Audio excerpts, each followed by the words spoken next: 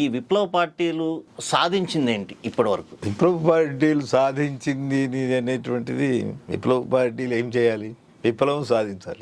విప్లవం అనేటువంటిది ఇప్పటికి సాధించబడలేదు. విప్లవ పార్టీలు విప్లవం సాధించాలా అంటే ఈ దేశంలో ఉన్నటువంటి కార్మిక వర్గాన్ని, కష్టజీవులను, అంటే కార్మికులను, రైతులను, మధ్యతరగతి ప్రజలను, దాంతోపాటు జాతీయ బూర్జా వర్గాన్ని, 4 వర్గాలను సమీకరించి ఈ దేశంలో ఉన్న బడా బూర్జువా భూస్వామ్య వర్గాలకు వ్యతిరేకంగా, సామ్రాజ్యవాదులకు వ్యతిరేకంగా పోరాటం అనేటువంటిదే వేసుకున్నటువంటిది. ఆ వేసుకున్నటువంటి కర్తవ్యం అనేటువంటి దాన్ని సాధించడం అనేటువంటిది ఇప్పటికీ సాధించలేదు. ఇప్పుడు ఇది బేసిక్ అంశం. అదే ఇప్పుడు ఈ టార్గెట్ అనేటువంటిది సాధించలేదు, లక్ష్యము సాధించబడలేదు. ఓకే, ఈ విప్లవ పార్టీ 55-56 సంవత్సరాలలో ఏమి సాధించింది?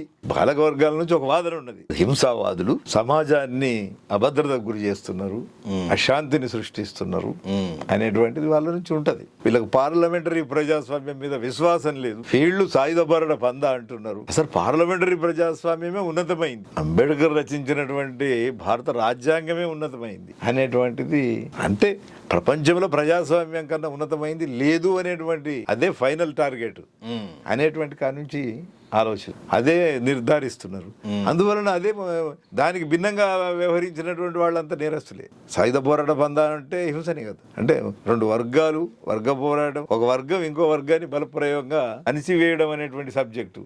అంటే ఇప్పుడు దోపిడి వర్గం అధికారంలో ఉన్నది, ఈ దోపిడీ వర్గంకు వ్యతిరేకంగా పీడిత వర్గాలకు నాయకత్వం వహించి ఆ వర్గాన్ని కూల్చడం అనేటువంటి సూత్రీకరణ ఉన్నది. కాబట్టి హింస అనేటువంటిది సహజంగానే ఉనికిలోకి వస్తుంది. ఆ హింసావాదులు వీళ్ళ సిద్ధాంతం హింస, సిద్ధాంతం హింస కాదు, సిద్ధాంతము సమానత్వం, ఆచరణలో సిద్ధాంతం కమ్యూనిజం, వర్గాలు లేని సమాజం. ఓకే, సిద్ధాంతం హింస కాదు.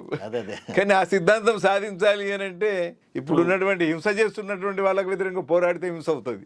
అదే ఆ వర్గాన్ని కూలదోయడం అంటేనే, అధికారంలో ఉన్న వాళ్ళని కూలదోయాలంటే యుద్ధమే చేయాలి అని అంటే హింస అవుతుంది. అది ప్రాబ్లం.